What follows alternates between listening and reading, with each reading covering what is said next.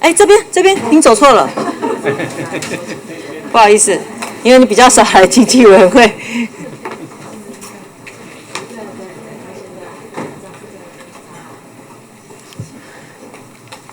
好，谢谢主席，有请国发会副主委以及教育部代表备询，谢谢。来，还有教育部委员好。好，你好。好，谢谢今天有这样的一个机会来跟副主委请教关于 AI 人才需求的议题了哈。是。原因是近来国际之间呢频传哈，因为 AI 人才短缺，未来还会更缺哈，所以各国都争相挖角 AI 人才这样的一个新闻到处都是哈。美国联邦政府甚至宣布要在内部开始增加 AI 人员的配置哈，今年夏天以前要招募100名相关的人才哈，据悉。基本年薪呢超过459万台币哈，那 Elon Musk 很多人也都发表过，我们就不多说哈。那请教一下副主委如何看待国际的目前这些现象？我们 AI 的人才有没有在关注？有或没有？跟委员报告哈，我想 AI 是一个第4次的产业革命。那其实每个国家都把这个 AI 人才的延揽当作重中之重啦哈。那这台湾当然也不例外啦，哈。那针对 AI 的相关的数位人才里面，我们大概有3个面向可以做啦。一个我们已经在做了，就是扩充高教的培育能量 STEM 的这些人才。然后呢，那至于非资讯的系里面，我们也开设一些跨领域的。那第2个是产学共育，大家知道半导体学院等等的，还有区域产学人才培训中心呐。那第3个就是我们也希望企业自己培养他自己需要的人才，大概有这3个面向。好，我想机会很难得，我就让你全部讲完哈，但是没关系。好，这个非常相对的完整了哈。但是我们现在这个 AI 内阁哦，相信对 AI 人才应该要更多的了解哈。我们国科会的调查啦，我们现在的缺口很大哈，而且还会持续扩大哈，大概有3000人了哈。然后呢，我们的这个接下来还会在缺口会持续的在扩大哈，持续的成长哈。人工智慧应用的服务的新增需求人数超过5000人哈。再来呢，我们又发现呢有非常多的困难哈，这是经济部工业局的调查，这不是我们乱填的哈，招募困难难上加难哈。那我们其实已经看到哈，《纽约时报》3月份的报道提到哈 ，AI 人才最大的生产国中国已经占一半了哈。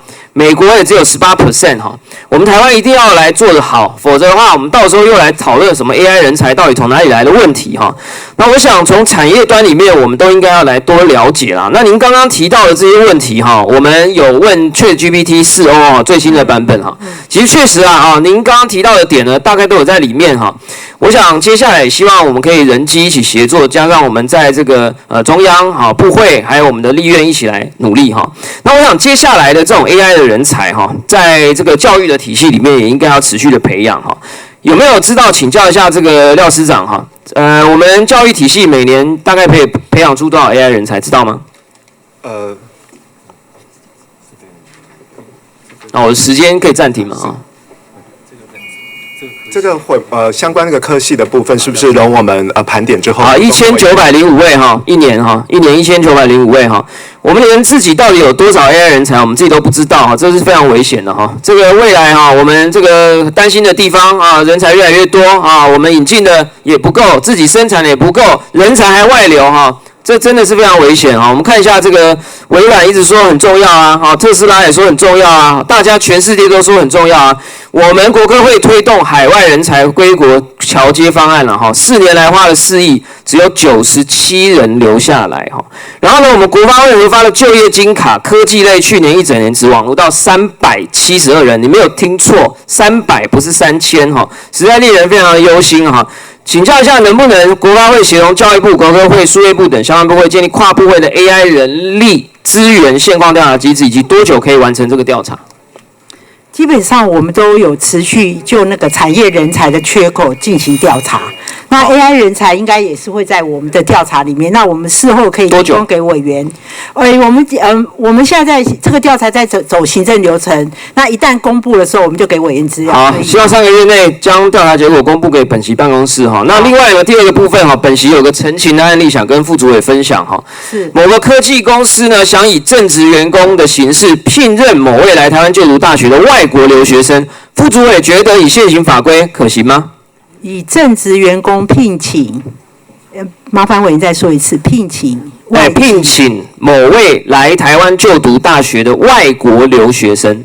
他已经毕业了吗？大学毕业吗？他大学毕业。外国留学生啊，现在这个外国留学生正要毕业。那应该是要取得学位的。好，很好。对，我们来看一下啊，这个依据就业服务法第50条第1款，雇主聘任就读于大专院校的外国留学生，工作时间除寒暑假之外，每星期总之呢，就是无法用正职方式聘任啊。如果用实习的方式合作呢，这个业主就这样，我就这个来了解嘛。就他说呢，这个工作的能力呢是正职的专业程度哈，为什么只能用实习来聘任呢？这对学生不太公平了哈。但是受限于法规，这些学生呢就先以实习的方式参与工作了。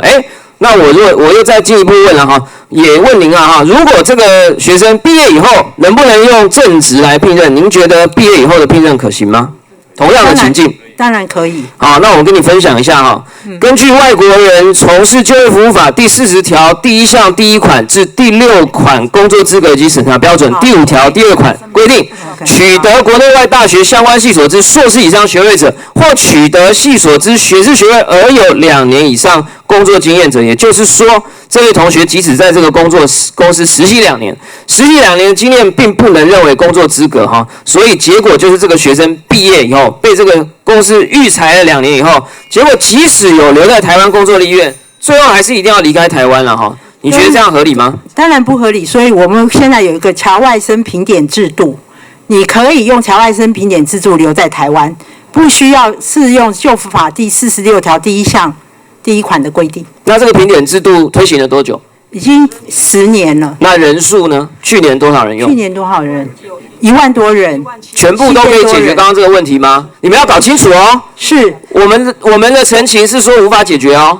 那如果是这样，我非常高兴。好，如果是这样，我非常高兴。不然呢，我们国会改革法通过就有它的目的哦，没有关系。我们相信你们是真的哦。那也希望到时候我们也会在脸书上面、在社群上面分享，去澄清。大家不要误会了，我们有非常好的留才机制。结论了哈，本席理解劳动政策有非常多的地方要考量，但是真的希望可以让来台湾就读大学或研究所完整学制的学生，真的要有多一点的就业弹性。另外呢，你们也提到有这个松绑啦，相关的计划，也希望一并考量进去哈。希望都可以带回去思考看看哈，未来有什么样的 AI 人才可以持续来培育，有一些外国来台湾就学的，我们希望可以留下来，让台湾的人才济济成为下一个世代竞争力的高峰。谢谢。是，谢谢。